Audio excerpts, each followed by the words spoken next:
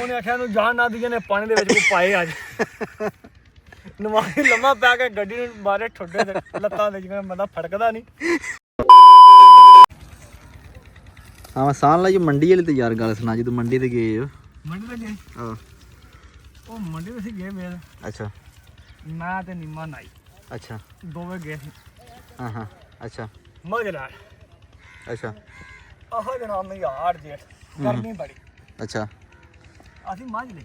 ਅੱਛਾ ਮੱਝ ਲੈ ਕੇ ਉੱਥੇ ਨਾ ਗੱਡੀ ਦੇ ਨਾਲ ਚੱਬਣੀ। ਹਾਂ ਡਰਾਈਵਰ ਨੂੰ ਢੂੰਡਣਾ। ਡਰਾਈਵਰ ਨੇ ਆਖਿਆ ਜਿੰਨਾ ਚਿਰ ਨਾ ਮੱਝਾਂ ਨਾ ਹੋਣ 4-5 ਅੱਛਾ ਉਹਨੇ ਚਿਰ ਮੈਂ ਕੋਈ ਨਹੀਂ ਜਾਣਾ। ਸਹੀ ਅਸੀਂ ਆਖਿਆ ਚਲੋ ਫੇਰਾ ਬਣ ਜਾਂਦਾ ਚਿਰਾਂ ਨੂੰ। ਅਸੀਂ ਛਾਵੇਂ ਬਾਹਰ ਇਸਰਾਂ ਨੂੰ ਫੌਜੀ ਹਾਕਮ ਮਾਰੀ ਨਵਾਜ਼ ਸ਼ਰੀਫ ਪਰਬਤ ਵਾਲਾ। ਅੱਛਾ ਆਗੂ ਜਨਾਬ ਨੇ ਨਵਾਜ਼ ਸ਼ਰੀਫ ਤਗੜਾ ਇਹਦਾ।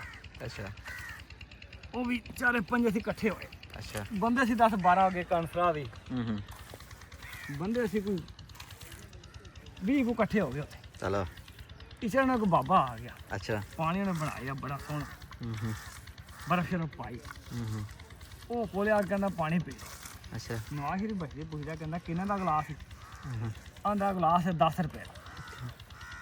ਨਵਾਜ਼ ਸ਼ਰੀਫ ਆਖਿਆ ਨਾ ਕਰ ਅੱਛਾ ਪਹਿਲਾਂ ਘੁੱਟ ਕੋ ਪਾਣੀ ਪਾ ਚੈੱਕ ਕਰੀ ਫਿਰ ਲਾ ਲੈਣੇ।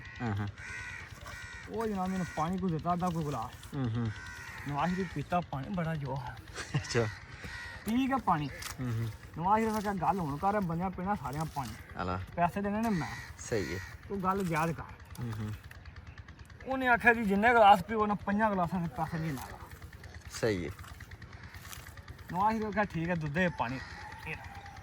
ਅਸੀਂ ਸਰਕਾਰ ਨੂੰ ਪਾਣੀ ਪੀਣਾ ਕਿਸੇ ਇੱਕ ਗਲਾਸ ਕਿਸੇ 2 ਕਿਸੇ 4 ਕਿਸੇ 5 ਗੱਲ ਕੇ ਪਾਣੀ ਦਾ ਕੂਲਰ ਆਣਾ ਮੁਕਾ ਹੈ।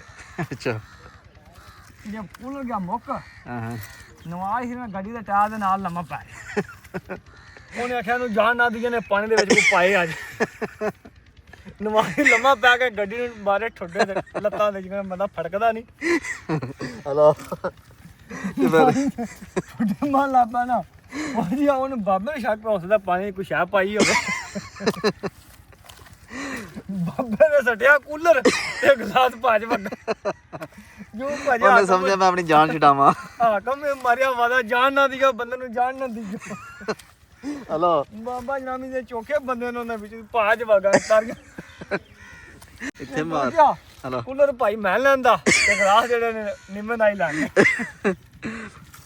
ਸਹੀ ਹੈ ਤੇ ਉਹਦਾ ਕੀ ਬਣਿਆ? ਉਹਦਾ ਨਵਾਜ਼ ਸ਼ਰੀਫ ਦਾ ਫਿਰ ਕੀ ਬਣਿਆ? ਨਵਾਜ਼ ਨੂੰ ਕਿਉਂ ਜਾਣ ਕੇ ਕਰਦਾ ਪੈਸੇ ਦੇਣ ਵਾਸਤੇ ਕਿ ਸਹੀ ਹੋ ਗਿਆ। ਅੱਖ ਪੱਟ ਲਈ ਇਸ ਵਾਰ ਉਸੇ ਵੇਲੇ ਕਿ ਉਹ ਜਾਣ ਕੇ ਕੀਤਾ ਬਾਬਾ ਨੇ। ਆ ਫਰੀ ਪਾਣੀ ਪੀ ਗਏ। ਕੂਲਰ ਵੀ ਲੈਣ ਦਾ ਗਲਾਸ ਹੀ ਚੁੱਕ ਕਰਦੇ ਉਹਦੇ। ਬਾਬੇ ਆਖਿਆ ਮੇਰੀ ਜਾਨ ਛੁੱਟੇ ਮੈਂ ਨਸਾਂ ਕਿਸ ਤਰੀਕੇ। ਆਇਆ ਸ਼ੇਰਾ ਭਾਈ ਬਾਬਾ ਕੂਲਰ ਛੱਡ ਕੇ ਨਸ ਗਿਆ। ਉਹਨੇ ਆਖਿਆ ਮੇਰੀ ਜਾਨ ਛੁੱਟੇ ਕਿਸ ਤਰੀਕੇ।